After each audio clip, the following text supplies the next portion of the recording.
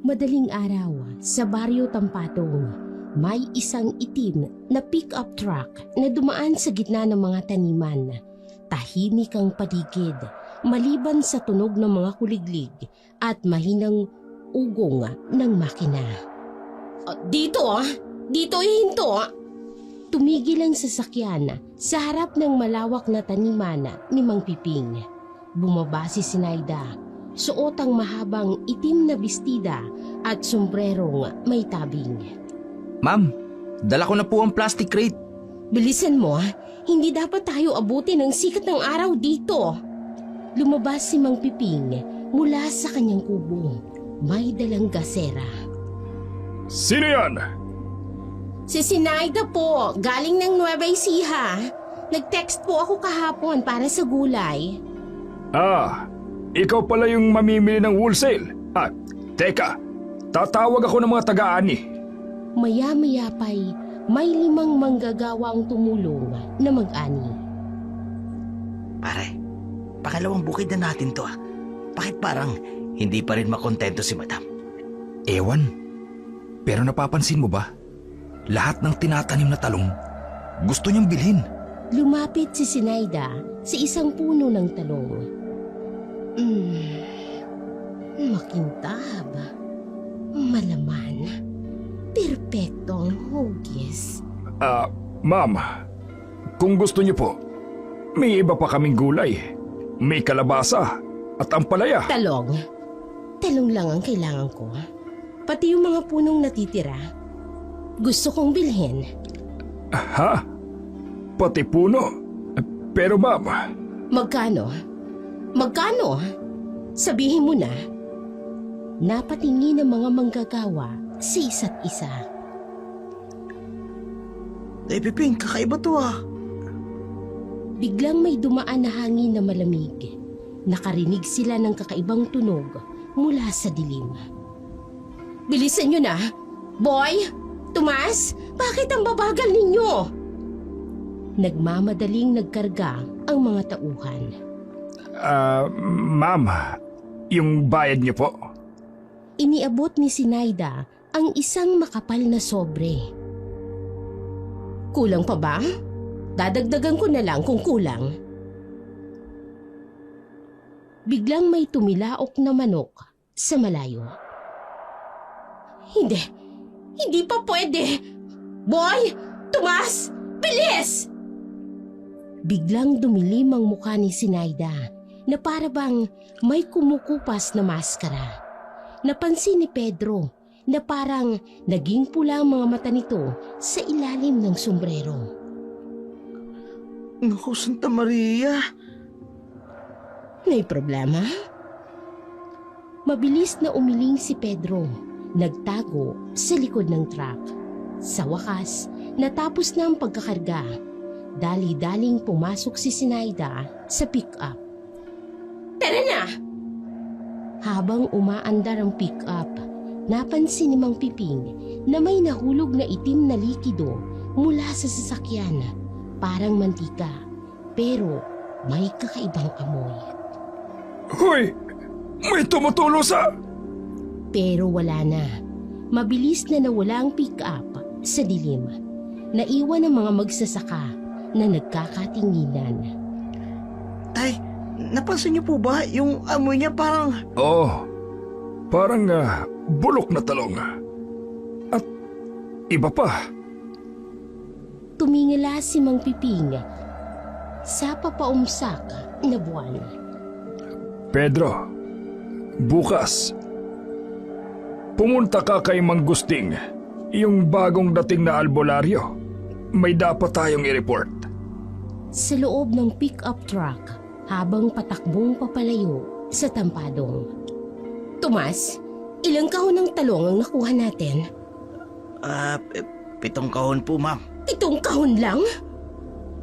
Biglang nagpreno ang pick-up. Halos mahulog ang mga kahon sa likod. Ma'am, delikado po. Hindi sapat ito. Hindi sapat, Tomas. Tingnan mo yung listahan. Saan pa may tanim na talong? Nanginginig na binuklat ni Tomas ang kanyang notebook. Ma'am, wala na po eh. Napeste daw po kasi yung karamihan sa mga talong sa lugar na to. Pati po sa kabilang baryo. Tumilim ang mukha ni Sinaida. Halos matunaw ang maskara ng kanyang pagkatao. Hindi pwede! Kailangan ko ng talong! Kailangan ko! Napadasal si Boy ng tahimik. Pero ma'am, may narinig po ako. May nakita raw na matanda sa dulo ng baryo San Isidro. May tanim daw na... Talong? May tanim silang talong? Opo yata, pero... Biglang bumaling si Sinaida. Halos mabasag ang kanyang liig sa bilis. Doon tayo. Ngayon din. Pero ma'am, malapit na pong sumikat ang Sinabi kong doon tayo. Kailangan ko ng talong. Kailangan! Mabilis na umandar ang pick-up patungo sa San Isidro. Nagiiwan ng kakaibang amoy sa hangin, parang pinagsamang bulok na gulay at matamis na langis. Sa loob, patuloy na bumubulong si Sinaida, paulit-ulit. Kailangan ko ng talong. Kailangan, bago sumikat. Kailangan! Napatingin sina Boy at Tomas sa isa't isa sa salamin. Pareho silang may nakitang kakaiba. Ang anino ni Sinaida sa umagay, parang hindi tao. Sa loob ng pick-up truck habang nasa daan. Boy, hinimasimas ni ma'am ang talong. Hindi na nagtatagal. Hindi na tumatagal ang epekto. Ano po? Ang talong dapat sariwa. Bagong pitas. Kung hindi, napatingin si Tomas sa salamin. Nakita niyang may itim na lumalabas sa gilid ng bibig ni Sinaida. Kahit isa lang, bago mag-umaga. Pare, napansin mo ba? Tuwing kumakain siya ng talong, parang bumabalik sa normal ang mukha niya. Parang gamot sa kanya. Biglang nagsalita si Sinaida na parang may naaalala. Noong bata pa ako, tinuruan ako ng lola ko. Kapag hindi ka kumain ng talong araw-araw, lalabas ang tunay mong anyo. Napatigil ang dalawa. Dapat laging may bagong tanim. Dapat laging may bagong pitas. Kung hindi, dumaan sila sa isang bukid ng talong na tuyot na at patay. Oh, tingnan nyo! Tingnan nyo! Kanya nang nangyayari sa aming hardin. Lahat ng talong, lahat ng tanim, patay. Hinawakan niya ang kanyang tiyan. Oh, nagugutom. Nagugutom ako. Hindi sapat ang ibang pagkain. Hindi sapat ang ibang... Hindi sapat! Napansin ni Boy ang unti-unting pagbabago ng anyo ng kanyang amo sa salamin. Parang lumalalim ang mga mata. Kaya pala dapat, bawat linggo, may supply. At dapat talaga galing sa bukid. Hindi pwede yung galing sa palengke. Bilisan mo! Malapit na! Malapit nang sumikat at wala akong natitira. May nahulog na lumang aklat mula sa bag ni Sinaida. Napulot ito ni Tomas. Mga halamang luna sa sumpa ng aswang. Ibigay mo sa akin yan! Pero nakita ni Tomas ang isang pahina. May larawan ng talong at ang nakasulat. Ang talong ay sagradong halaman na pumipigil sa pagbabago ng ilang mga nilalang na sumasanib sa dilim. Dapat sariwa, dapat bagong pitas, kung hindi, lalabas ang tunay na anyo. Malapit na ang pagsikat at wala na akong natitira. Biglang may nakita silang karatula. Welcome to Barrio San Isidro.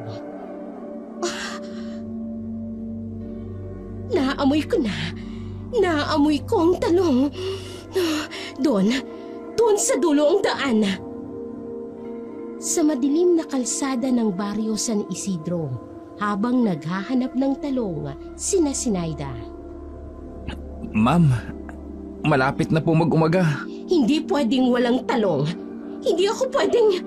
Bigla niyang nakita ang isang lalaking nag-exercise sa ilalim ng poste. Ihinto mo! Tumikil ang pick-up truck sa gilid ng kalsada. May nakahubad na lalaking nagpapahinga. Si Rigor, pawisan, matikas at kita ang malagong katawan sa ilalim ng ilaw. Nandito ang talong na gusto ko. Ha? Saan po, ma'am? Mga bulag, hindi nyo ba nakikita? Ang sarap ang swerte natin. May mas magandang talong na nandito. Inayos ni Sinaida ang kanyang bestida at ang buhok.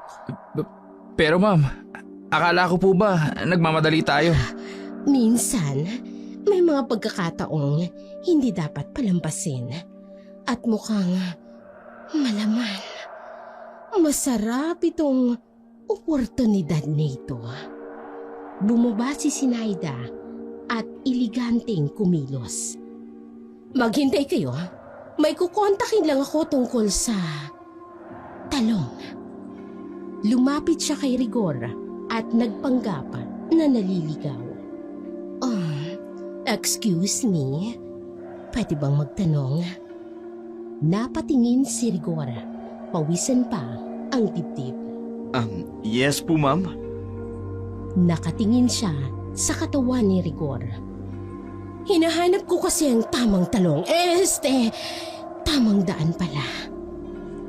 Saan po ba kayo pupunta? Sa tabi mo, sa totoo lang, nasa harap ko na yatang hinahanap ko. Habang sa pick-up naman.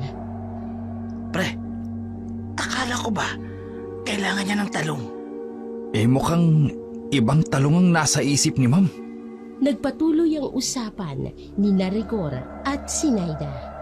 Kung gusto niyo po, pwede ko pong ituro ang daan. Hinimas ni Sinaida ang braso ni Rigor. Ang bait mo naman. Alam mo, may farm ako. Lumaki rin ako sa farm, pero naghahanap ako ng magandang supply ng talong. Mukhang expert ka sa physical activities. Napatingin sina Boy at Tomas sa isa't isa. Naiintindihan na ang ibig sabihin ng kanilang amo. Mukhang hindi na tayo tutuloy sa paghahanap ng totoong talong. At least, hindi na siya galit. Sa hindi kalayuan, unti-unting namumula ang silangan. Pero si Sinaida, tila nakalimutan na ang kanyang pagmamadali. Nakatingin lang siya kay Rigor na para bang isang magnanakaw na nakakita ng ginto. Sa ilalim ng poste, patuloy ang pag-uusap ni na Sinaida at Rigor. Tandili lang po Magpupunas lang po ako ng pawis sa aking dibdib. Farm din po pala kayo. Saan po ang lugar ninyo? Bago siya sumagot, ay nakatingin siya sa kalamnan ni Rigor. Nueva Ecija ko. Pero ang farm, sa Banban Tarlac. Pero mukhang dito na ako maghahanap ng bagong supply. Malayo po pala kayo. Bakit po kayo nandito sa amin? Naghahanap ng mas masarap na talong. Pero mukhang mas magandang natagpuan ko rito. Napatingin si Rigor sa kakaibang ngiti ni Sinaida. Maraming tanim na gulay po dito sa amin. Lalo na po sa bukid ni Tatang. Napahawak ito sa braso ni Rigor. Mukhang expert ka sa pagtatanim. Ang lalago ng muscles, siguro ng mga crops mo. Exercise lang po. Trainer po ako sa bayan. Trainer? Perfect. Gusto ko ring mag-exercise. Baka pwede mo akong turuan. Habang ang dalawang nasa pick-up, Di ba, kanina parang mamamatay na siya kung walang talong? Shh! Panuurin na lang natin. pinanood nilang dalawa. Kung gusto niyo po, may gym po ako sa bayan. Dahan-dahang dumaan ang mga daliri ni Sinaida sa dibdib ni Rigor. Pero mas gusto ko ng private session. Alam mo, mahilig ako sa organic. Lalo na kung malaman. Napakurap si Rigor. Medyo nararamdaman ang panunukso ng babae. Ma'am, Rigor. Rigor ang pangalan mo, hindi ba? Narinig ko sa mga tao. Napaka-perpekto ng pangalan mo. Mukhang matigas nga.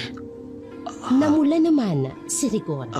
pasensya na po pero hindi ko po narinig yung pangalan ninyo. Sinaida. Pero pwede mo akong tawagin Sen. Mas intimate. Dumaan ang hangin na malamig. Medyo maaga pa po. Baka gusto niyo pong magkape muna. Ay, hindi ako nagkakape. Pero gutom na ako sa ibang bagay. May karinderya po doon ba? Rigor, gusto ko ng tiyempo. Hindi mo ba narinig? Tinatawag ka na ng kapalaran. O baka naman, takot ka sa mga babae. Napatingin si Rigor sa pick-up at nakita ang dalawang driver na nanunood. Hindi naman ho, pero Inilapit niya ang kanyang bibig sa tinga ni Rigor. Alam mo, may mga talong na mas masarap kung gabi kinakain, lalo na kung bagong pitas. Napalunok si Rigor.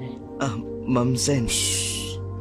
May private farmhouse ako malapit dito. Gusto mo bang makita ang aking garden?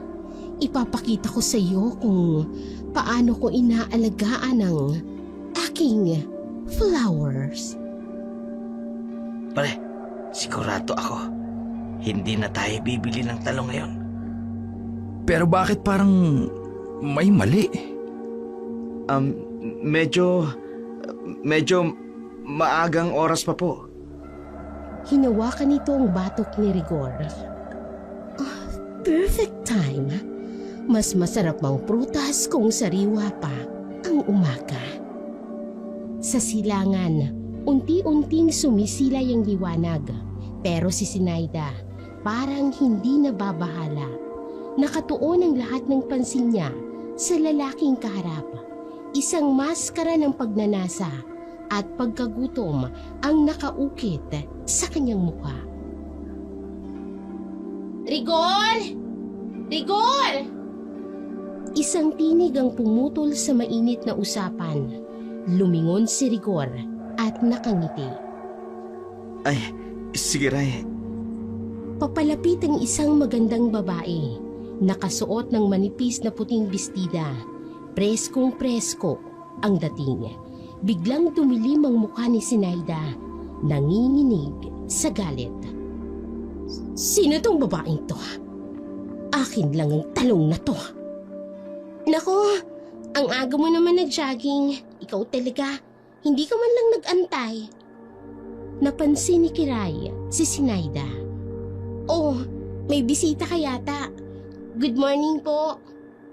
Pilit na ngumiti si Sinaida, pero halatang pilit. Oo nga pala si Ma'am Sinaida. Buyer ng gulay. Naghahanap siya ng mga talong. Ay, talong? Sa amin po maraming yan, di ba Rigor? Kaya nga ako nagmamadaling pumunta rito eh. I-harvest na po namin yon. Natigilan si Sinaida. Sa inyo? Oo nga pala Ma'am Sen. Si Kiray po, siya po yung may-ari ng pinakamalaking taniman ng talong dito sa amin. Malapit lang ho, sa likod lang ng bahay nila. Salamat naman at may buyer na tayo. Hindi na tayo kailangang pumunta sa bayan para magbenta. Nanginginig ang kamay ni Sinaida sa galit. Kayo? Kayo palang oo. Kami ni Rigor ang magka-partner po sa farm. Engaged na rin po kami. 3 buwan na. Parang may kumurot sa sikmura ni Sinaida. Rika nga, yayakapin kita. Lamig eh. Si Kiray po kasi, biology graduate, kaya ang galing niya po sa pagtatanim. Special yung breeding po ng talong namin dito. Organic farming lang po. Walang kimikal. Kaya sobrang healthy po ng mga talong. Unti-unting namumutla si Sinaida. Mag-asawa kayo? Soon. Next month na po ang kasal. Di ba, mahal? Sa pick-up, napansin ni na Boy at Tomas ang pagbabago ng kanilang amo. Pre, hindi maganda to. Parang mas malala pa kanina. Biglang humakbang si Sinaida, papalapit kay Kiray. Patingin nga ng farm nyo. Gusto kong makita ang mga talong. Ay, sige po. Tara po, malapit lang. Teka Kiray, medyo madilim pa. Pero bago pa siya makasagot, ay narinig niya na ang unang pagtilaok ng manok. Sa ilalim ng poste, patuloy ang usapan. Actually, Ma'am Sinaida, blessing po talaga kayo. Kakatapos lang po kasi namin mag-develop ng mga bagong variety ng talong. Oh, bagong variety? Oo nga po, si Kiray po kasi, nagre-research po talaga. 2 taon niya na pong pinag-aaralan. Mas malaki po, mas malaman kaysa sa mga ordinaryong talong. Perfect po talaga para sa mga mamimili. Nanginig ang kamay ni Sinaida. Talaga? Gaano kalaki? 2 beses po ang laki. Tapos ang kulay, mas maitim po at mas makintab. Diba, mahal? Yumakap si Kiray kay Rigor. Lalong dumilim ang muka ni Sinaida. Sobrang proud po ako kay Kiray. Kaya nga po, nagji-gym po ako eh. Para may lakas po ako sa farm work. Sus! Ay, Para aray ko. lang ka mo magpagwapo. Nangurot ka pa dyan ha. Habang sa pick-up naman, Pre, tingnan mo si ma'am. Oo nga, parang nagbago ang... Ma'am, gusto niyo bang makita? Fresh pa po yung harvest namin kagabi. Perfect timing po kayo. Kagabi? Opo, special. Kasi dapat gabi po ang pag-harvest ng talong. Para mas fresh po pagdating sa buyer. Di ba, Rigor? Trademark namin po yan. Kaya nga, moonlight harvest po ang tawag namin sa farm namin. Lalong nanginig si Sinaida. Actually, ma'am, kung gusto nyo, pwede po kayong regular supplier namin. May contact naman po kami sa Maynila. Pero mas okay po kung may buyer na malapit. Regular? Supplier? Oo. Kada linggo po kami nag-harvest. Ilang kilo po ba ang kailangan ninyo? I-reserve na po namin. Yung pinakamagaganda po. Biglang humakbang si Sinaida palapit kay Kiray. Gusto kong makita. Ngayon. Baka pwedeng mamaya na lang po, ma'am. Medyo madilim pa po kasi. Ay, okay lang yan, mahal. May flashlight naman ako. Tara, ma'am. Malapit lang. Pero naputo lang sasabihin ni Kiray nang bigla siyang hawakan ni Sinaida sa braso. Dapat nga sa dilim para makita ko kung gaano kasarap ang talong mo. Naramdaman ni Kiray ang kakaibang lamig ng kamay ni Sinaida. Ma'am, ang lamig po ng kamay ninyo. Kiray, Pero bago pa man magawa ni Rigor, ay tumilaok na uli ang manok. Hindi. Hindi pa pwede. Binitawan niya si Kiray at mabilis na lumayo. Boy, Tomas, tara na. Ma'am, paano po yung talong? Hindi niyo po ba gustong... Babalik ako, mamaya, sa gabi. Mabilis siyang sumakay ng pick-up truck. okay ka lang ba? Oo, pero Rigor, may nakita ako. Ano? Kanina, nung hawak niya ako, yung anino niya sa lupa. Pero bago pa man niya maituloy, ay mabilis nang umandar ang pick-up at naiwan ng kakaibang amoy sa hangin. Tara na nga. Parang hindi maganda yung babae na yun. Oo nga eh, parang may mali. Samantala, habang nasa pick-up, kaya pala, ang sarap-sarap ng amoy ng talong. May nagmamay-ari na. May nagmamay-ari na ng lahat ng gusto ko. Ma'am, saan po tayo? Sa loob ng pick-up, pagkaalis nila sa bahay ni Kiray. Ma'am, saan ho tayo? Sa palengke. Ha? Pero ma'am, akala ko po ba... Sa palengke. Kailangan kong hihatid ang mga gulay na nabili natin. Yung mga gulay po sa tampadong? Oo, para hindi masayang. At para makita ko kung sino-sino mga suki sa palengke.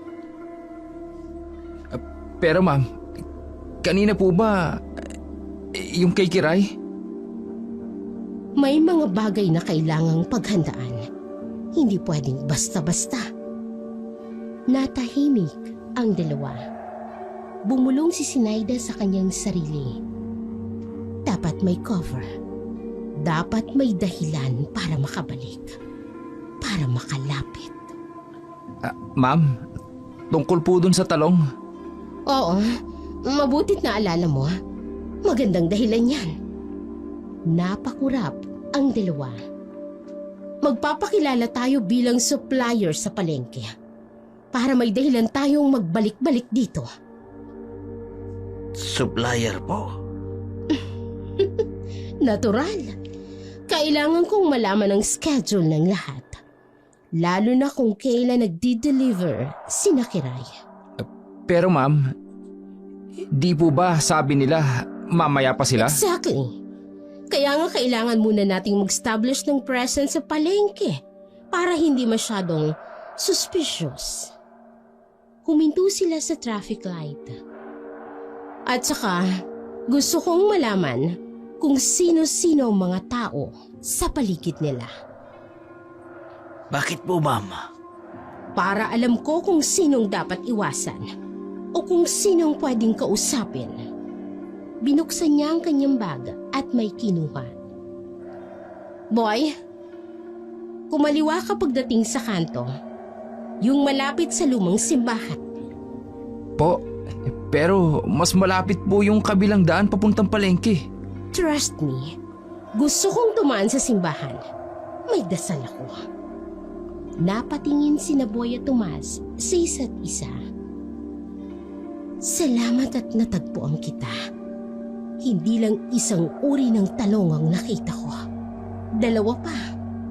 Pero dapat planado. Biglang may dumaan na pusa sa kalsada at napalingon si Sinaida. Perfect. May mga bagay na mas masarap kung pinaplano ng maigi. Patuloy ang biyahe papunta sa palengke habang si Sinaida ay tahimik na nagpaplano. Hawak ang kanyang rosaryo at paminsan-minsan ay dinidilaan ang kanyang labi. Pre, normal lang ba to sa mga negosyanteng gulay? Hindi ko alam, pre. Pero sigurado ako, hindi normal yung ngiti niya. Kung may magtanong sa palengke, ang sasabihin nyo, supplier tayo ng mga premium na gulay, lalo na ng masasarap na talong. Mula sa liblib na baryo ng San Isidro, umandar ang itim na pick-up sa mainit na kalsada patungo sa bayan. Sa loob, tahimik na nakaupo si Sinaida, pero ang kanyang isipan ay isang bagyo ng pagnanasa at kagutuman. Dumaan sila sa isang kurbada, nakita ang pangalawang tilaok ng manok. Rigor. May kung anong init ang bumabangon sa kanyang dibdib tuwing inuulit ang pangalan. Hindi niya maialis sa isipan ang tagpo kanina, ang pawisang katawan ni Rigor sa ilalim ng poste, ang mga kalamnan nito na kumikintab sa mahinang ilaw, ang tamis ng kanyang pawis na umaalingasaw sa hangin ng umaga. Para siyang pusang nakikita na bagong hinuling daga. Gutom na gutom, pero gustong-gusto munang paglaruan ang kanyang biktima. Dumaan sila sa isang rice field. Tumatakas na ang araw sa pagsikat. Hindi magtatagal. Malalasahan din kita. Sa kanyang isipan, paulit-ulit ang sayaw sa mga pangyayari. Ang init ng balat ni Rigor sa kanyang palad, ang tigas ng kanyang dibdib, ang bawat galaw ng kanyang kalamnan. Para siyang nanunubok na nakakita ng pinakamagandang hiyas at walang ibang dapat na magmay-ari nito kung hindi siya lamang. Dumaan ang pick-up sa tabi ng sementeryo. Ma'am, diretso na po ba tayo? Oo, pero babalik tayo. Siguradong babalik tayo. At sa susunod, matitikman ko ng tunay na talong ni Rigor. Napatingin si Boy at Tomas sa isa't isa. Sa bintana, pinagmamasdan ni Sinaida ang mga nadaraan ng puno. Ang kanyang mga daliri ay dumadantay sa salamin, para bang sinusundan ng anino ng mga dahon. Sa kanyang isipan, iba ang kanyang nakikita. Mga larawan ng dilim, ng pagnanasa at ng kagutuman na hindi kayang pawiin ng ordinaryong pagkain. Masarap ka sigurong kagatin. Mas masarap pa sa talong. Sigurado akong mas malaman. Mas masustansya. Dumaan sila sa isang kawan ng kalabaw. Hindi alintana ni Sinaida ang pagtaas ng araw. Sa kanyang isipan ay gabi na. Gabi kung saan siya'y mangangaso at si Rigor ang kanyang mailap na biktima. Dinadaanan niya ang kanyang mga labi. Nalalasahan ng hangin, may halong pawis, alikabok at pangako ng isang mahimbing na pagkain. Papasok na sila sa bayan. 2 talong ang nakuha ko ngayong umaga. Isa sa tampadong at ang isa ang pinakamasarap. Naghihintay sa San Isidro. Muli silang huminto sa traffic light. Ma'am, palengke po. Oo, may kailangan tayong ihanda. May special dinner akong planong gawin. Sa mga kalsada ng bayan, dahan-dahang gumagalaw ang pick-up. Pero sa isip ni Sinaida, mabilis ang takbo ng mga plano. Mga planong mabango, masarap at puno ng dugo. Hindi alam ni Rigor na sa pagitan ng mga puno ng talong at mga damuhan ng San Isidro, may isang gutom na hindi kayang pawiin ng ordinaryong pagkain. May isang uhaw na hindi kayang pawiin ng tubig. May isang babae na handang maghintay sa dilim para sa pinakamasarap na talong na kanyang natikman. Sa mga kalsada ng bayan, patuloy ang biyahe ng itim na pick-up. Sa loob, isang babae ang nakangiti. Isang ngiting puno ng pangako, ng dugo at dilim. ang kanyang isipan paulit-ulit na nagsasalita. Matitikman din kita. Matitikman din kita. Matitikman ko rin ang tunay mong talong. Samantala, sa tindahan ni Aling Beta, malapit sa taniman ng talong ni Kiray at Rigor. Oh, Kiray, may tinda akong bagong kape. Pampawala ng antok ni Rigor yan sa umaga. Pumasok si Kiray at Rigor, kasunod si Mang Pedro. Ay nako, Aling Beta, hindi na nga ako mapakali kay Rigor. Ang aga-aga niya kasing lumabas.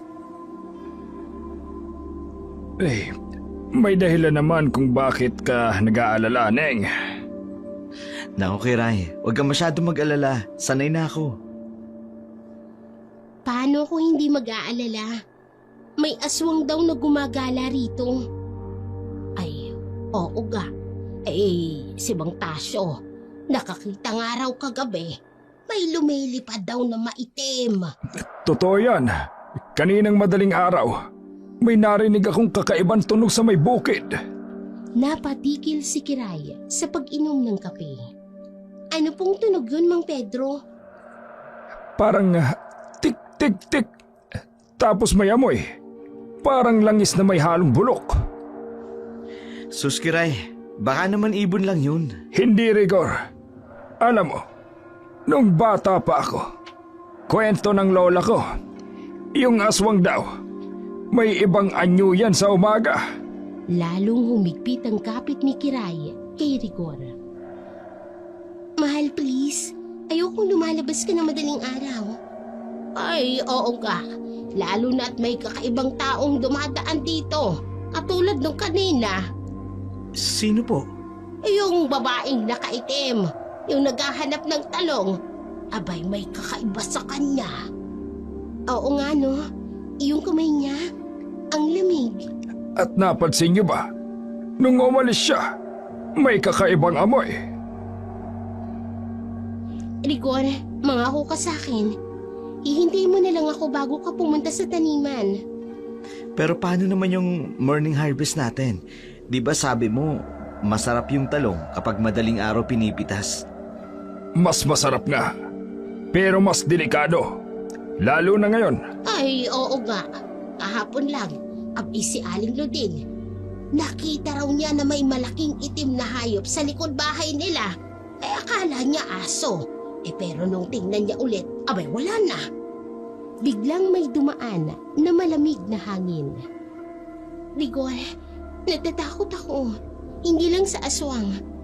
Para kasing may mali Parang may nakamasid. Tama si Kiray. May ibang klaseng gutom ang aswang. Hindi lang basta pagkain ang hanap nila. Ano ho? Minsan, hinahanap nila yung mga taong masustansya, yung mga malulusog, yung mga taong malalaman. Napatingin silang lahat kay Rigor at sa kanyang malakas na pangangatawan. Ay, sos Rigor! Ay, mag-iingat ka! Ikaw ang tipo ng... Ako! Rigor, pakiusap. Sabay na lang tayo, ha? Kahit mahirap, kahit mapuyat ako, huwag ka lang mag-isa. Maya-maya pa'y may narinig silang kaluskos sa labas. Napatalon ang lahat. Oh, titingnan ko. Lumabas si Mang Pedro. Maya-maya ay bumalik din. Pusa lang naman. Pero may nakita akong bakas. Parang may dumaan na. Ano po? Parang tao. Pero yung bakas, hindi normal na tao. Lalong humigpit ang yakap ni Kiray kay Rigor.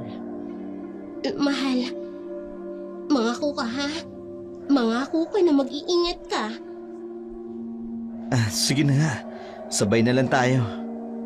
Sa mga sumunod na araw, habang lumalakas ang mga bulong tungkol sa aswang sa San Isidro, may ibang usap-usapang ding kumakalat. ang madalas na pagbisita ni Sinaida sa bahay ni Rigor. Isang hapon sa bakuran ni Rigor. Nandito na naman siya. Pangatlong beses na ngayong linggo. Sa labas, nakaupo si Sinaida sa kawayang upuan sa tabi ng mga halamang gulay. Suot ang kanyang itim na pistida. May dalang kung ano-anong pasalubong. Rigor, nakabili ako ng special na kape sa bayan. Tikman mo. Lumabas si Rigor. Bagong ligo ito at nakasando. Ay naku, bakit ba laging tiyempo sa oras ng paliligo niya? Napapansin ko na to Hindi ito ang unang beses. Sa nakaraang linggo ay halos araw-araw na si Sinaida ang unang bisita. Minsan ay may dala-dala itong mga prutas. Minsan naman ay biskwit. Pero palaging may dahilan para makaupo sa harap ng bahay. Neng, pangalawang beses na yan ngayong araw. May kakaiba talaga sa babaeng yan. Oo nga po, Mang Pedro. Kaninang umaga dumaan na siya Naghahanap daw ng talong. Talong?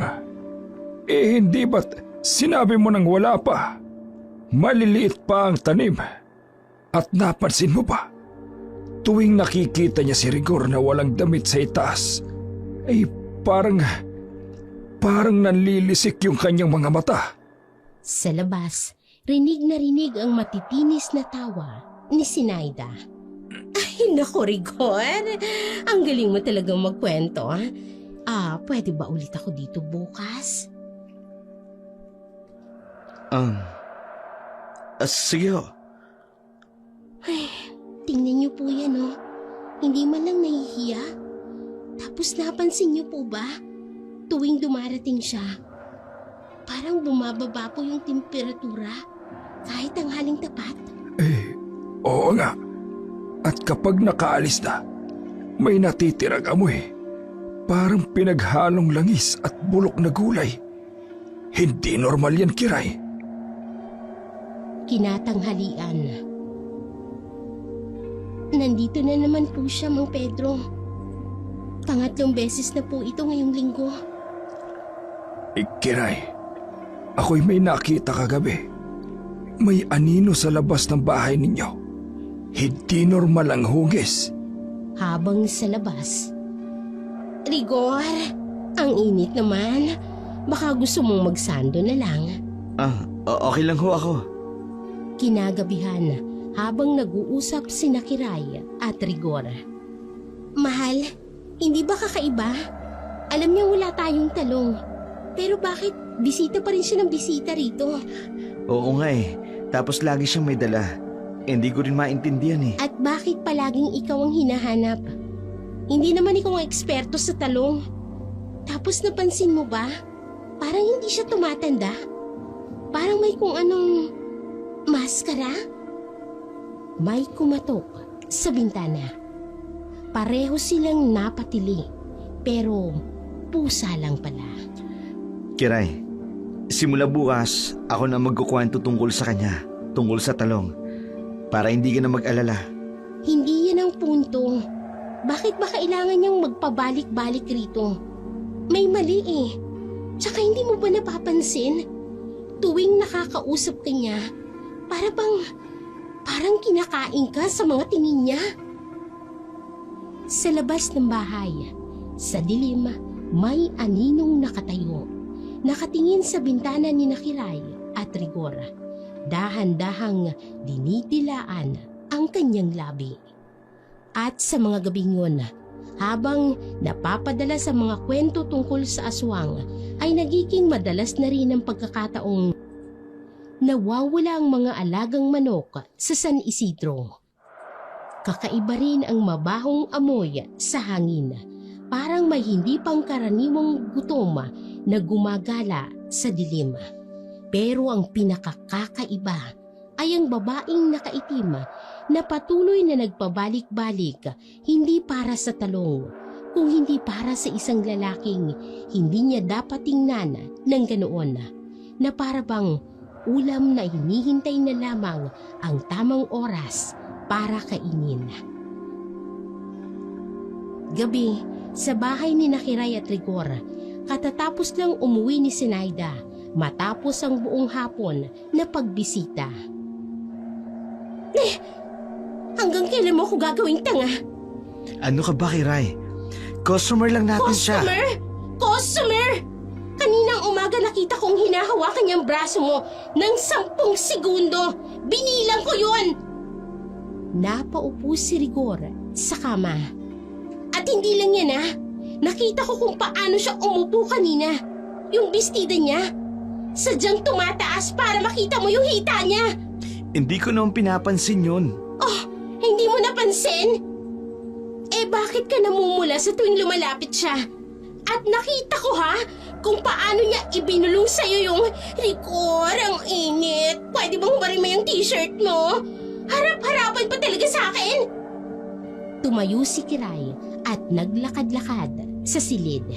At yung kape, palagi siyang may dalang kape. Tapos pinapanood kanyang umiinom. Para kang pagkain na tinitikman niya sa isip niya. Kiray naman, ano ka ba? Kumakiray-kiray dyan!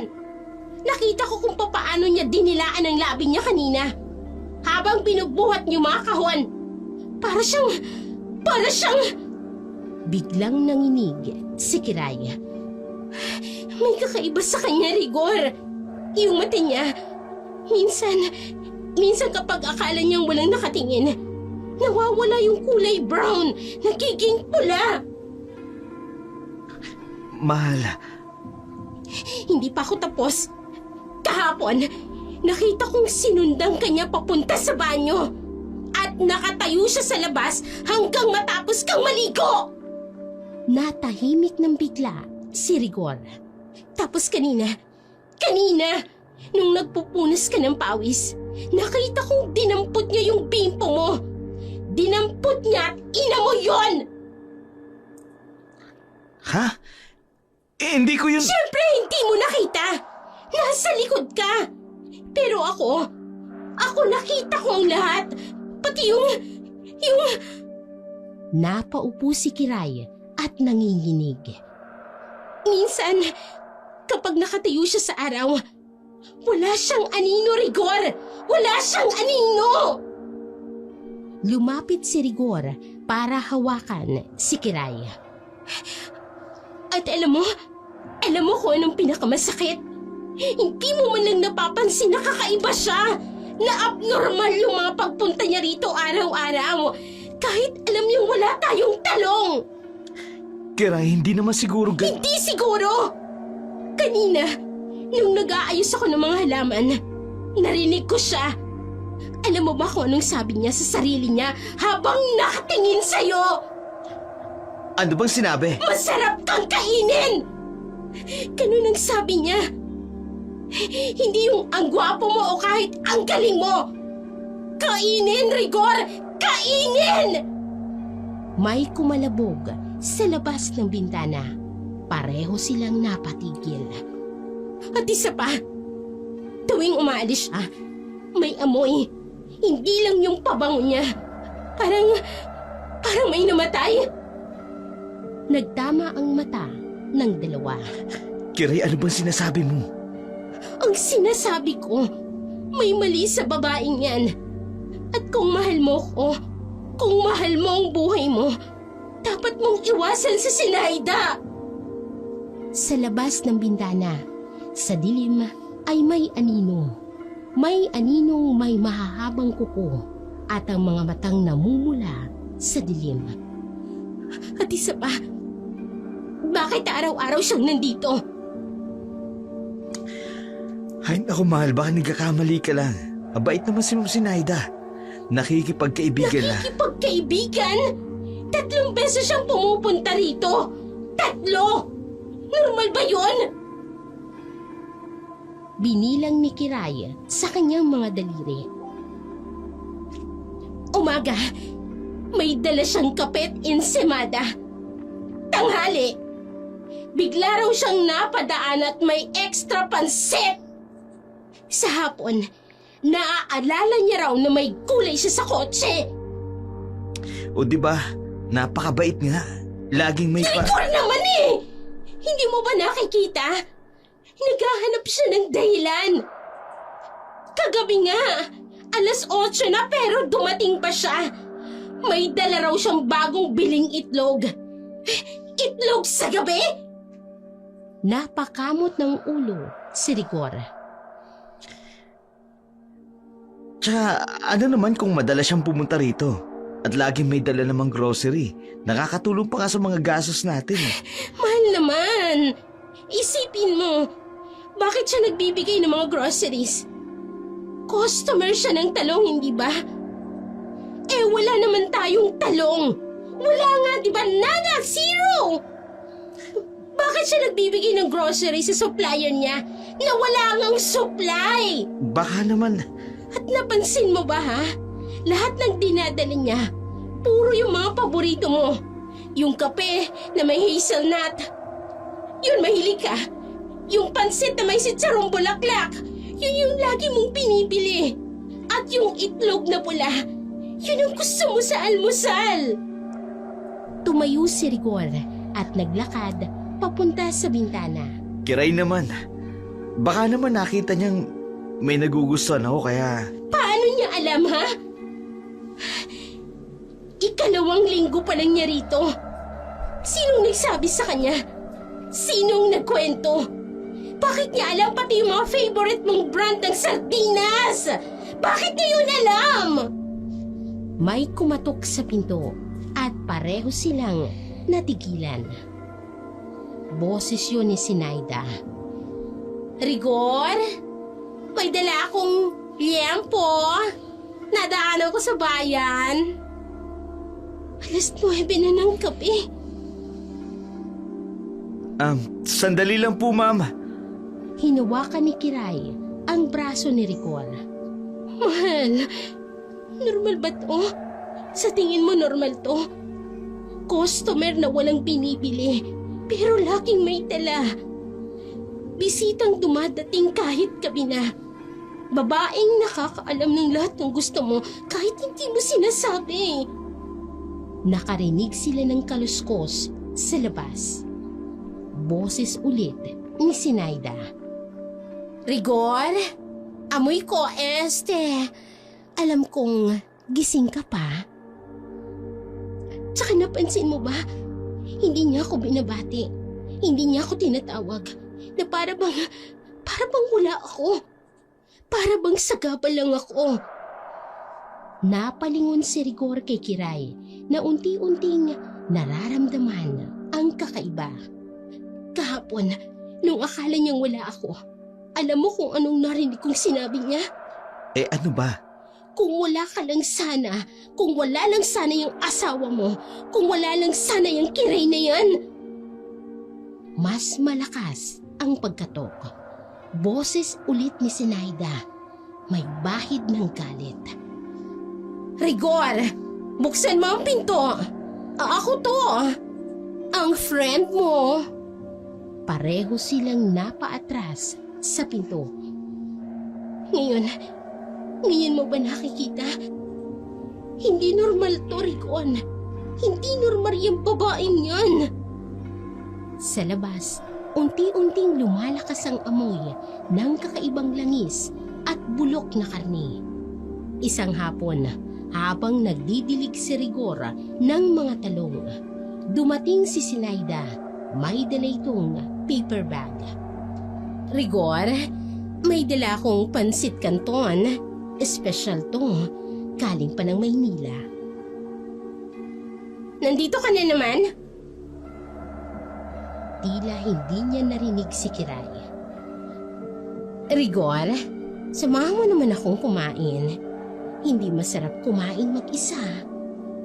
Hinubad ni Rigor ang kanyang gardening gloves.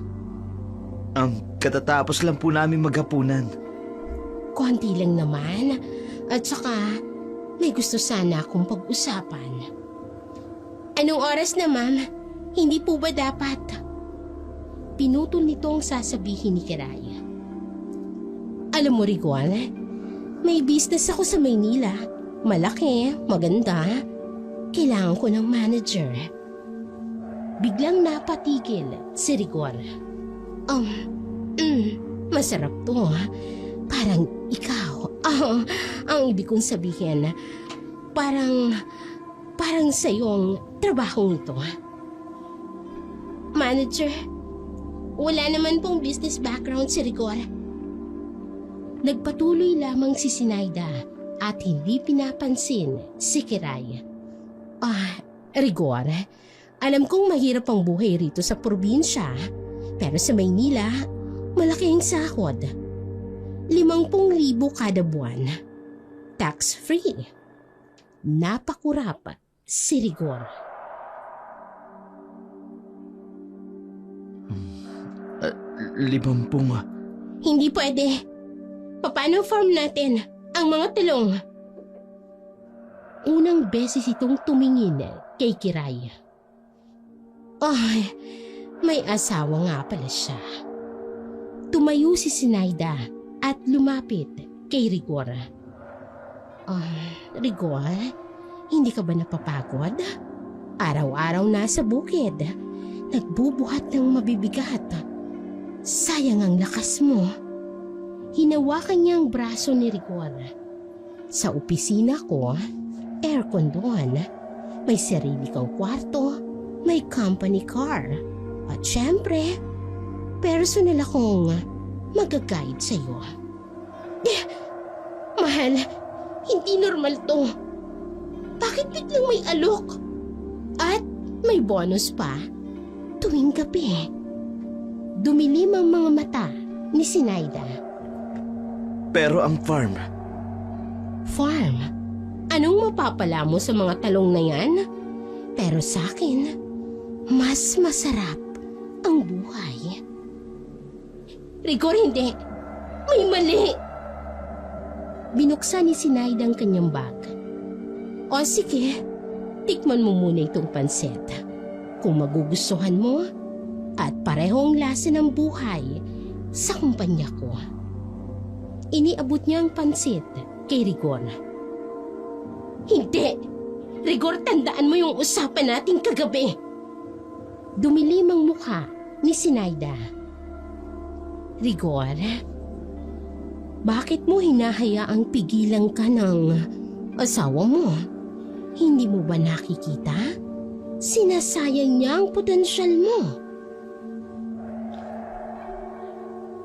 Ma'am, pasensya na po pero Biglang nagbago ang tono ng boses ni Sinaida. Hindi, hindi kita pipilitin.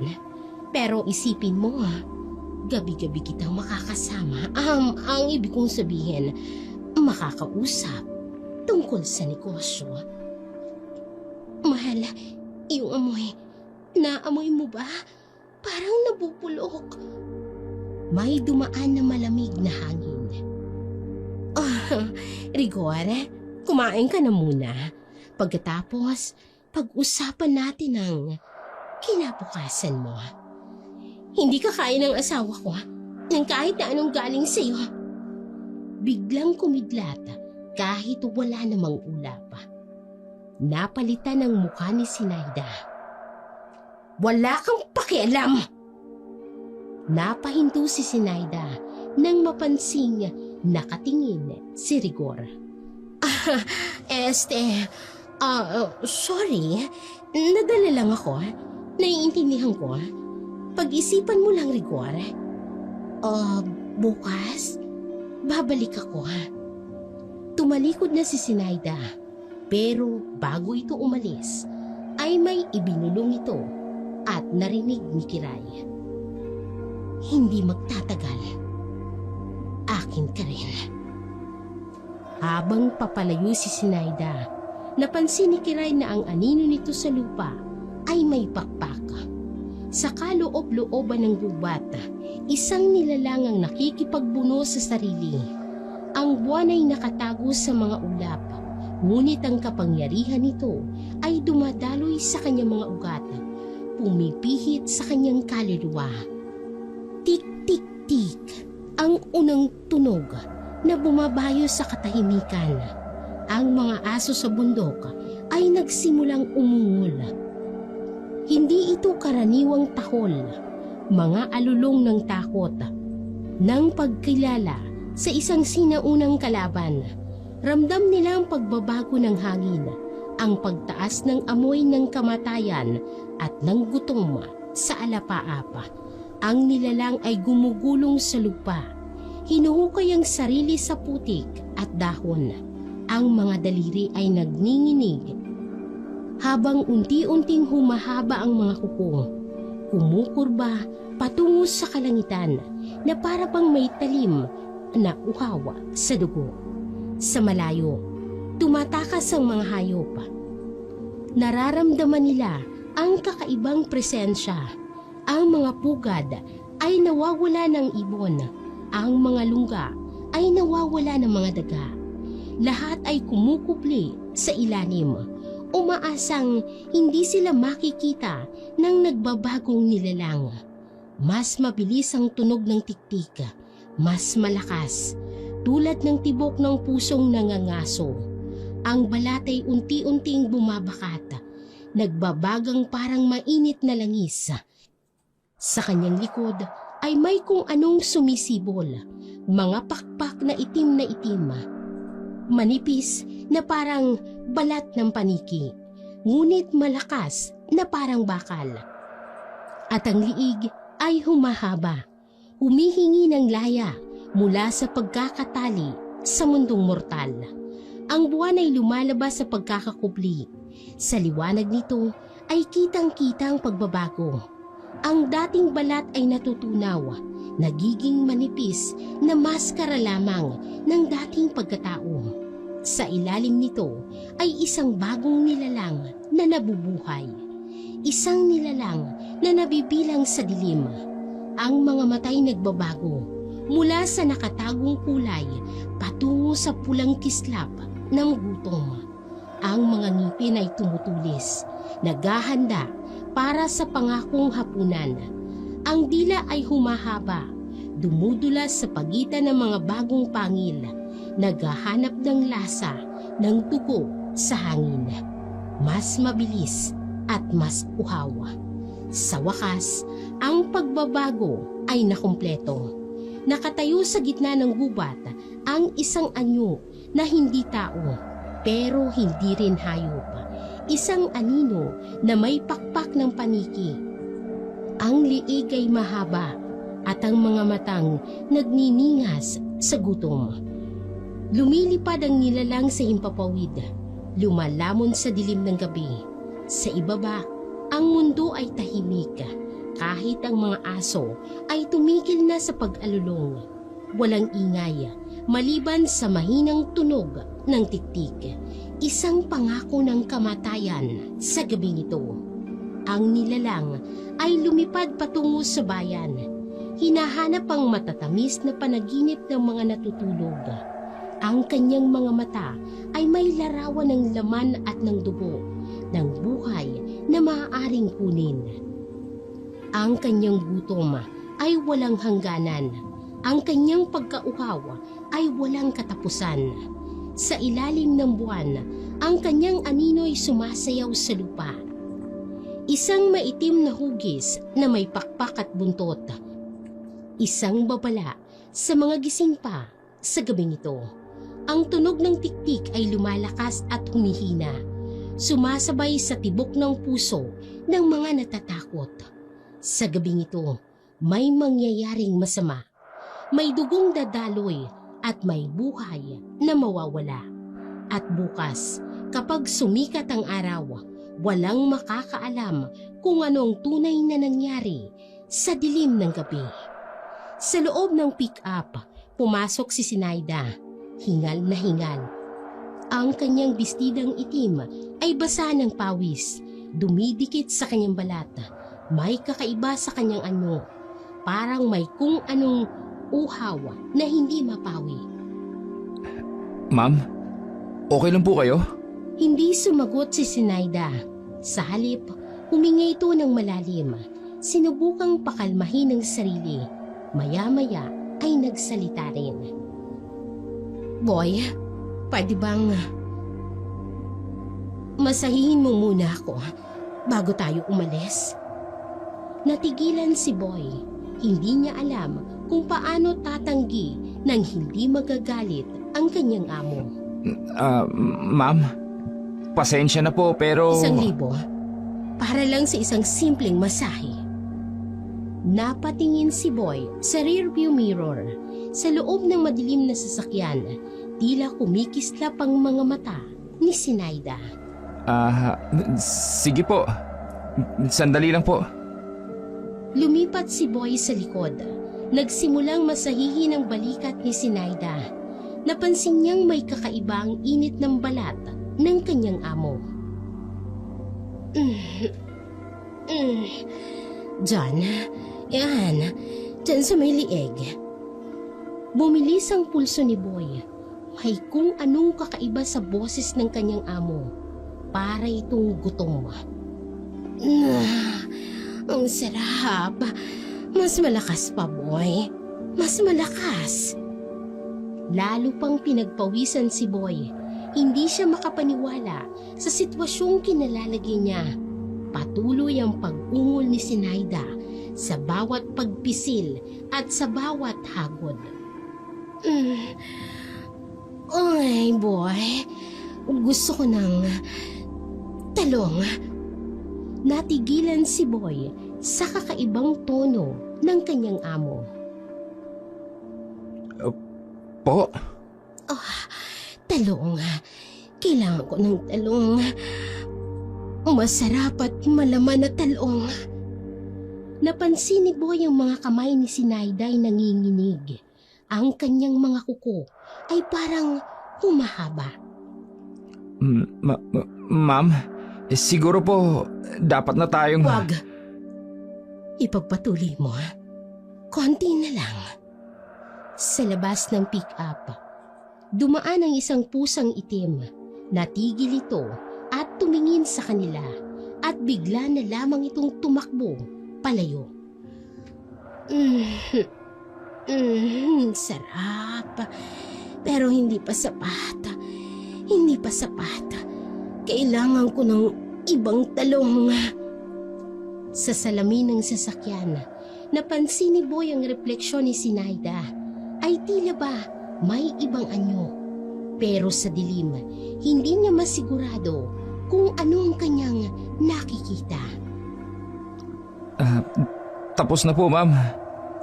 Huminga ng malalim si Sinaida na para bang kinukontrol ang sarili. Iniabot niya ang 1,000 kay Boy, ngunit hindi siya tumingin rito. Salamat, Boy. Umuwi na tayo. May kailangan pa akong kainin. Sa buong biyahe pa uwi, hindi maalis sa isip ni Boy ang kakaibang init ng balat ni Sinaida, ang mga ungol nito sa masahe, at higit sa lahat, ang pakiramdam ng kanyang mga kamay na humahaplos sa isang balat na hindi tunay na balat. Panginoon, patawarin niyo po ako. Ang sarap ng hangin ngayong gabi. Parang may malapit nang mangyari. Napatingin si Boy sa salamin at nakita niyang dumidila si Sinaida sa kanyang mga labi habang nakatingin sa direksyon ng bahay ni Narigor. Huminto ang pick-up sa harap ng bahay ni Narigor, 12:00 ng gabi. Boy, maghintay ka rito. Tumango si Boy at nanginginig pa rin sa kakaibang karanasan. Sa loob ng bahay, makikitang gising pa si Narigor at Kiray. Mahal, narinig mo ba yun? May kotse sa labas. Parang may tumatawag sa akin. Lumapit si Sinaida sa bintana. Kumatok ito ng 3 beses. Rigor? Rigor? buksan mo ang bintana. Huwag mong bubuksan, mahal. Pero parang wala sa sarili si Rigor. Ang kanyang mga matay nanlalabo at ang kanyang mga kilos ay parang may sariling buhay. Kailangan kong buksan. Kailangan kong sumama. Rigor, hindi. May mali. Tingnan mo ang mga mata niya. Sa bintana, nakangiti si Sinaida.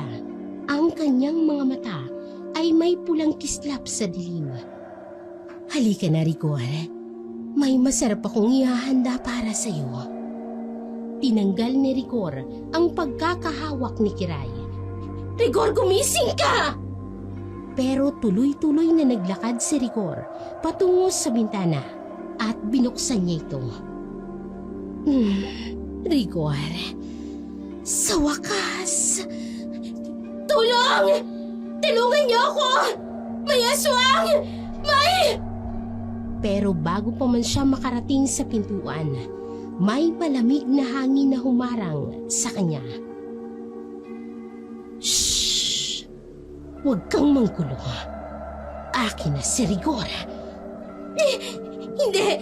Hindi pwede! Pero si Rigor ay naglalakad patungo sa pick-up na para bang nasa isang mahimbing na panaginip. Masarap siyang kainin, pero mas masarap kung kusang sumama. Tumakbo si Kiray patungo kay Rigor, pero biglang may itim na anino na humarang sa kanya. Huwag! Ang boses ni Sinaida ay hindi na tao. Sasama ako. Sasama ako. Rigor! Yung talong! Alalahanin mo yung talong natin! Pero sa huli, pumasok na si Rigor sa pick-up. Si Sinaiday nakangiti at isang ngiting puno ng pangil. Boy, tara na! Bago tuluyang sumarang pinto ng pick-up, huling nakita ni Kiray ang mukha ni Sinaida. Isang maskara na unti-unting natutunaw. Naghahayag ng isang mukha na puno ng pagkagutom at kasamaan. Rigor! Rigor! Umandar ang pick-up at nag-iwan ito ng kakaibang amoy ng langis at dugo sa hangin. Sa loob, makikita si Rigor na nakasandal, nakapikit, habang si Sinaida ay dahan-dahang dinidilaan ang kanyang mga labi. Sa wakas, ang pinakamasarap na talong ng San Isidro, akin ka na! Sa madilim na kalsada, ang pick-up ay unti-unting nawala sa paningin, kasabay ng tunog ng tik-tik sa kalangitan. Madaling araw, kumatok si Kiray sa bahay ng matandang albularyo. Oh, alam ko darating ka. Nanginginig na pumasok si Kiray, basa ang muka sa luha. Umupo ka. Nararamdaman ko ang takot sa iyong mga mata. Inilibas ni Mang Gusting ang isang lumang kahoy na kahon. May mga dahon ng sampalok, bawang at luya. Hindi lang simpleng pagnanakaw ng asawa mo ang nangyari. Niyanggaw si Rigor. Iyanggaw? Oh, Oo, si Sinaida. Hindi siya tao. Aswang siya na naghahanap ng espesyal na lalaki. nagsimulang maghalo ng mga gamot ang albularyo. Mapanlin lang siya. Yang paghahanap niya ng talong, pagkukunwari lamang yan. Hindi gulay ang hinahanap niya, kundi lalaking may pinakamalaking lakas. Nanlaki ang mga mata ni Kiray nang maintindihan. Nakita niya kay Rigor ang lakas na gusto niya. Pero hindi lang yan. May iba siyang plano. Dinampot ng matanda ang isang lumang aklat. May alamat ng mga matatanda. Kapag ang aswang ay nakakita ng lalaking may angking lakas, ginagawa niya itong asawa para magkaroon sila ng mga anak na kalahating aswang, mas malakas, mas mapanganib. Ano pong gagawin natin? Paano ko pong maipapalik si Rigor? May paraan, pero mapanganib. Kailangan mo silang sundan sa kanilang pugad bago magbagong buwan, bago niya matapos ang ritual. Inilabas ng matanda ang isang lumang anting-anting. Ito! Gamitin mo ito. Pero may hakbang na dapat mong sundin. Una, kailangan mo magdala ng tunay na talong, yung pinakamalaki sa inyong taniman. Gumagamit siya ng talong para magtago ng kanyang tunay na pagkatao. Kapag nakita niya ito, maiinis siya. Pangalawa, magdala ka ng bawang na binuhusan ng banal na tubig. Hindi ito para sa kanya, para ito kay Rigor. Kailangan niyang maamoy ito para magising siya sa pagkakahipnotismo ng aswang. Pangatlo, ang pinakaimportante, kailangan mong umabot doon bago mag-alas 12 ng gabi. Kapag natapos ang ritual, wala ka ng pag-asa. Paano ko pong malalaman kung nasan sila? Sundan mo ang amoy ng langis at ng bulok na karne. Doon sila nagpupugad sa lumang bahay sa gitna ng libingan. Tumayo ang matanda at lumapit kay Kiray. Pero tatandaan mo, hindi lang basta aswang si Sinaida. Matagal na siyang mangangasa ng mga lalaki. Pero kay Rigor, may iba siyang plano. Gusto niyang magkaroon ng tagapagmana. Iniabot ng matanda ang anting-anting kay Kiray. Magmadali ka. May 2 gabi ka na lang bago magbagong buwan. Pagkatapos doon, hindi na si Rigor ang makikita mo, kundi isang halimaw na katulad niya. Tumingala si Kiray sa bintana. Nakitang buwan na unti-unting kumukupas. At isa pa, mag-iingat ka. Dahil ngayong gabi, hindi lang si Sinaida ang maghahanap ng makakain. Sa itaas ng hagdan, bago dumating si Kiray, ay nakatali si Rigor sa malaking kama. Lumapit si Sinaida, suot ang manipis na pulang bestida. Dumampi ang mga daliri nito sa dibdib ni Rigor. Ang tagang kong hinintay ang gabing ito. Hindi ito tama. Alam mo ba kung bakit kita pinili? Hindi lang dahil sa lakas mo. Umupo si Sinaida sa tabi ni Rigor. Dahan-dahang hinahaplos ang kanyang braso. Nakakatawa nga eh. Ang akala mo, sa tanim mong talong ako, interesado. Dumausdos ang kanyang daliri pababa sa tiyan ni Rigor at binulungan ito sa kanyang tinga. Pero ang totoo, ibang talong ang gusto ko. Mas malaman. Tama na. Hindi mo ba nararamdaman ang init ng pagnanasa? Huwag kang makontento sa simpleng buhay sa bukid. Dahan-dahang tinanggal ni Sinaida ang pang-itaas ni Rigor. Kay Kiray, simpleng buhay lang makukuha mo. Pero sa akin, dumila ito sa kanyang labi. Walang hanggan, walang limitasyon. Biglang may narinig na kalabog sa ibaba. Kiray! Hindi! Hindi pa pwedeng dumating siya! Tumayo si Sinaida, pero bago ito bumaba, ay hinawakan niya ang muka ni Rigor. Hindi mo ko, ha? Ipapakita ko sa iyo kung gaano ko kasarap maging... Tumawa si Sinaida, isang tawa na puno ng pangako at panganib. At pagkatapos, makikita mo kung bakit hindi talong sa lupa ang dapat mong inaalagaan. Biglang nagbagong kanyang anyo ang magandang muka ay nagsimulang matunaw at naging mas malalim ang boses. Dahil sa gabing ito, ang tunay mong talong ay akin na. Lumabas si Sinaida ng silid. Iniwan si Rigor na nanginginig, hindi dahil sa takot, kung hindi sa kapangyarihan ng hipnotismo ng pagnanasa ng aswang. Isang malaking bahay sa gitna ng kagubatan.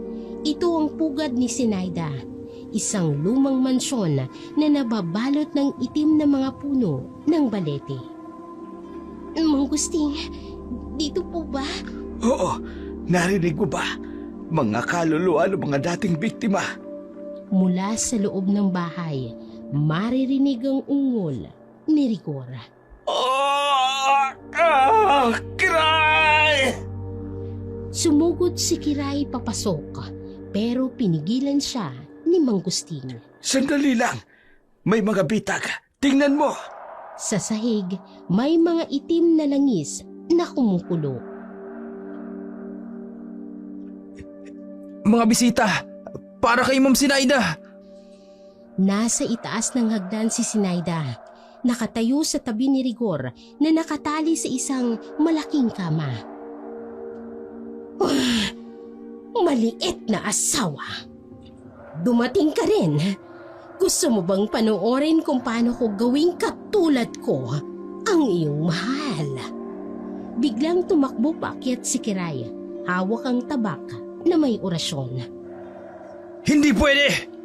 Pero inihagis ni Mang Gusting ang banal na tubig kay Boy.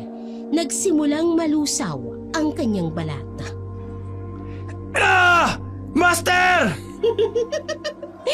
Walang saysayan. Tingnan ninyo. Hinawakan ni Sinaida ang liig ni Rigor. Nagsimulang magbago ang kanyang anyo. Kiray! Tulungan mo ako! Sumabog ang mga bintana. Pumasok ang mga libo-libong paniki. Rigor! Kiray! Tumakbo si Kiray sa hagdan, pero biglang bumukas ang sahig. May mga kamay na lumabas, mga dating biktima ni Sinaida. Sama!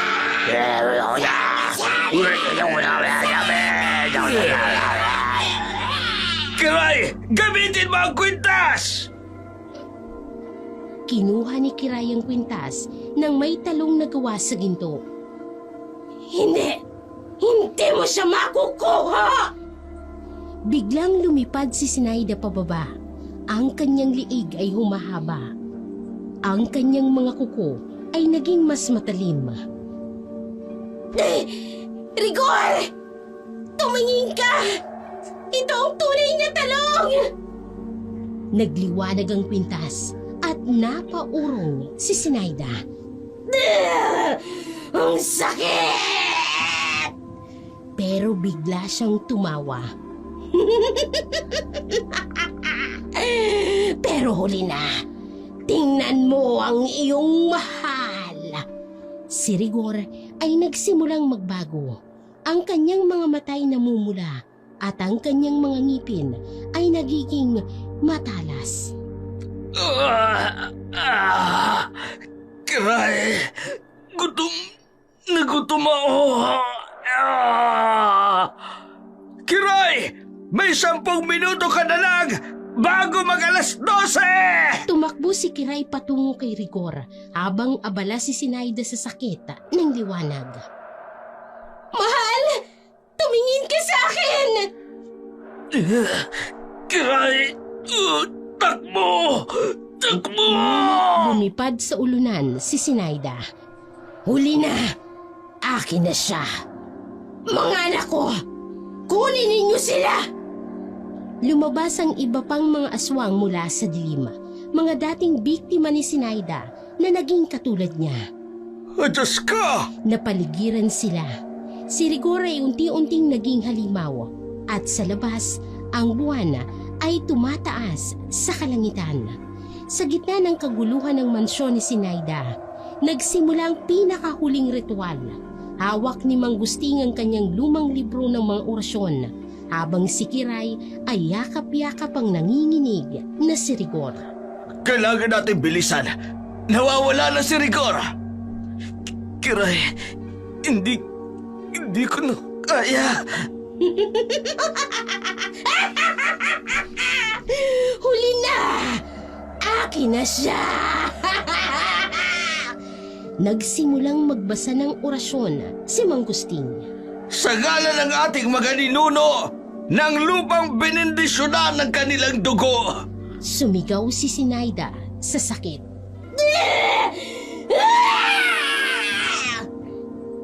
Hinawakan ni Kiray ang mukha ni Rigor. Mahal tumingin ka sa akin. Alalahanin mo ang ating bukid, ang ating mga talong. Mahal! Mga talong nating dalawa. Lilisin ang dugong dinungisan. Palayasin ang dilim na sumabi. Biglang sumabog ang mga pintana. Pumasok ang liwanag ng buwan. Hindi! Akin na siya! Akin! Pero hindi na siya nakatapos. Mula sa dibdib ni Rigor ay may liwanag na nagsimulang kumislap. Rigor, tandaan mo kung sino ka. Tandaan mo ang ating pag-ibig. Inilabas ni Kiray ang gintong talong, ang anting-anting na bigay ni Mang Gusting. Sa pamamagitan ng gintong talong na ito, simbolo ng inyong pagmamahalan, simbolo ng inyong bukid, ng inyong pangako sa isa't isa. Inilagay ni Kiray ang gintong talong sa dibdib ni Rigor. Mahal kita, higit pa sa anumang kapangyarihang naipangako niya. Rigor! Kiray. Hindi! Sumugod si Sinaida, pero tumama siya sa invisible na pader ng liwanag. Sa ngalan ng pag-ibig na tunay, ng pananampalatayang dalisay, lumaya ka! Isang nakakasilaw na liwanag ang pumuno sa buong silid. Mula sa dibdib ni Rigor, lumabas ang itim na usok ng kasamaang itinanim ni Sinaida. Napasigaw si Sinaida. Ang kanyang kapangyarihan ay unti-unting nawawala. Hindi! Hindi! Ang aking tagapagmana!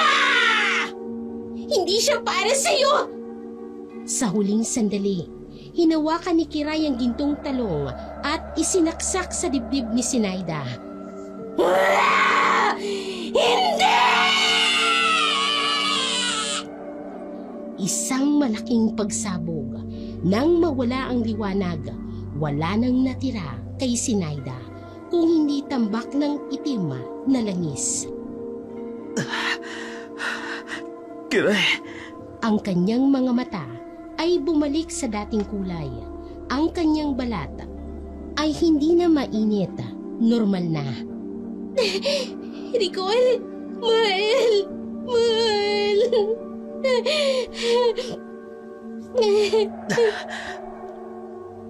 Mahal. Tapos na! Tapos na sa wakas! Sa labas ng mansyon, ang itim na mga puno'y unti-unting bumabalik sa normal. Ang mga dating biktima ni Sinaida ay naglaho na. Finally, nahanap na ang katahimikan. Nagsimulang sumikat ang araw at ang unang pagkakataon sa mahabang panahon, walang amoy ng kamatayan sa hangin. Tanging ang natural na amoy ng bukid ng mga talong ang naroroon. Kiray, patawad sa lahat. Tapos na. Tara na sa ating bukid. May mga talong tayong aalagaan. Tumayo silang lahat. Iniwan ang mansyon na unti-unting bumabagsak. Sa kanilang paglalakad pa uwi, napansin nilang may mga bagong tumutubo sa lupa. Mga talong na kumikinang sa sikat ng araw. Simbolo ng bagong simula.